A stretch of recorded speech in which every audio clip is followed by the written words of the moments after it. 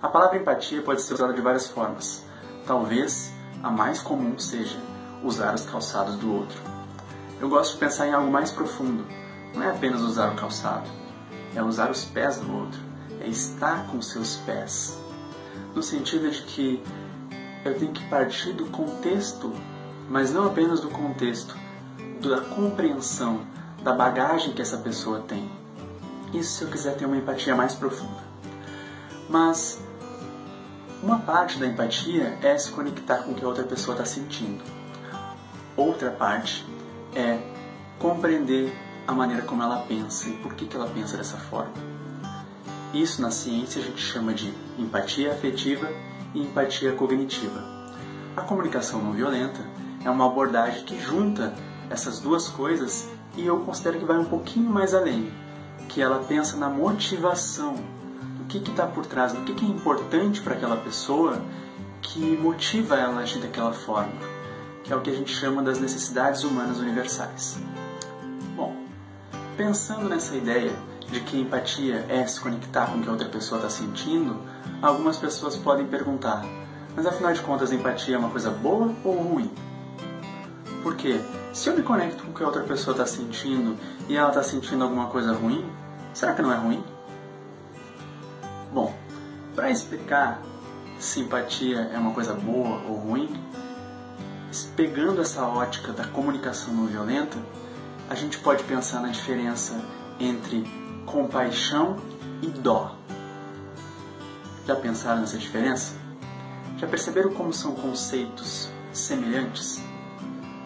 Tanto a compaixão quanto a dó, elas são sentimentos que a gente chega neles a partir da empatia, a partir da conexão nossa com a realidade do outro, da sensibilidade a essa realidade. Mas elas são coisas bem diferentes.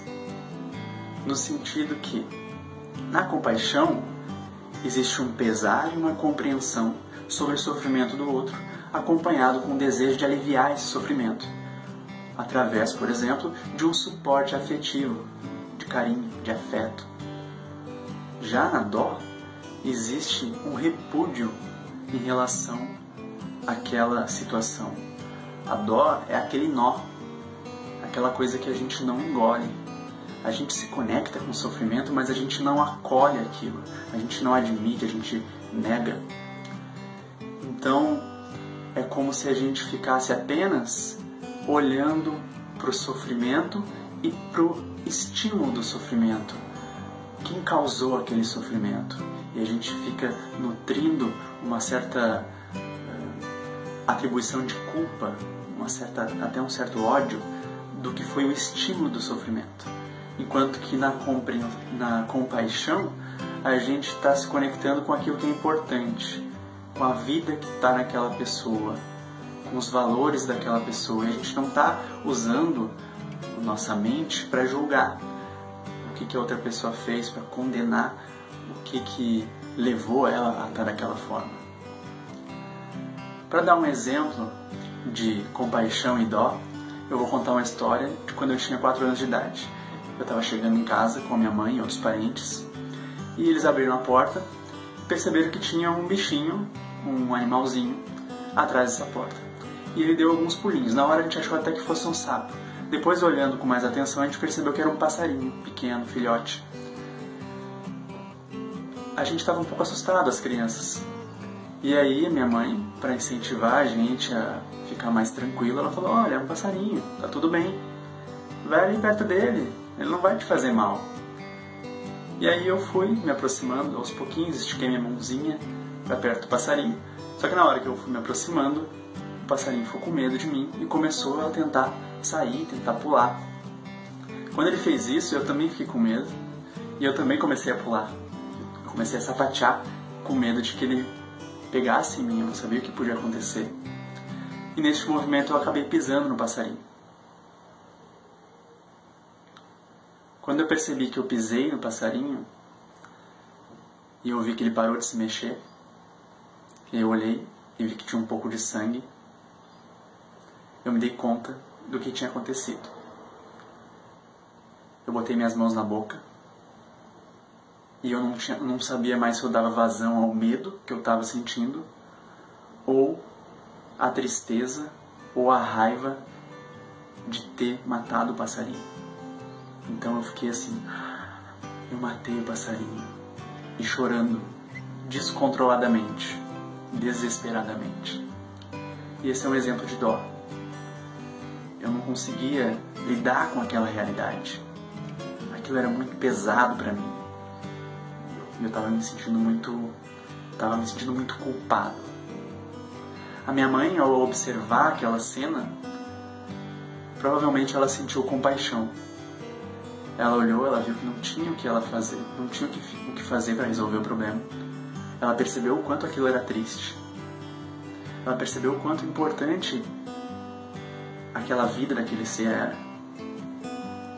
E ela também ficou chateada.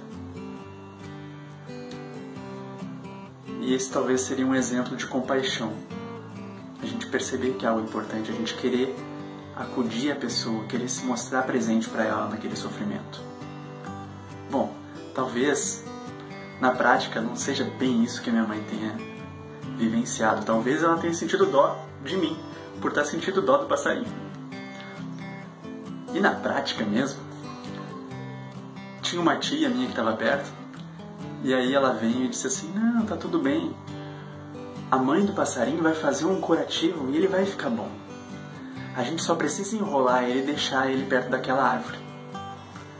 Então esse foi um exemplo que não é nem de compaixão, nem de dó, que é de simpatia. É a pessoa tentar dizer, não, tá tudo bem, e tentar mudar aquele sentimento de sofrimento. Ainda não é compaixão, ainda não é o que a gente... São várias maneiras de abordar, né? Então ela pegou, a gente embrulhou o passarinho e largou ele embaixo de uma pitangueira que tinha lá perto de casa, uma árvore. Mas óbvio que no meu íntimo eu sabia que aquilo não ia resolver. E esse é um exemplo. Então, no dia 30 de janeiro, que é o dia da não violência, nós vamos estar falando sobre empatia, sobre comunicação não violenta, no Espaço Maitri em Canoas. Se vocês quiserem participar, serão muito bem-vindos.